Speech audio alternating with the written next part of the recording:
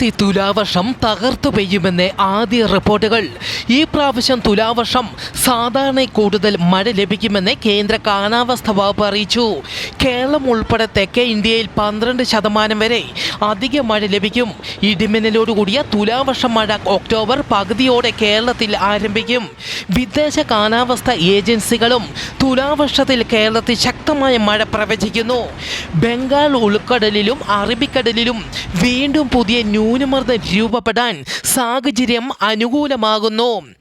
ഫിലിപ്പൈൻസിനെ വിറപ്പിച്ച ശക്തമായ ഭൂകമ്പം 7 തീവ്രത രേഖപ്പെടുത്തി.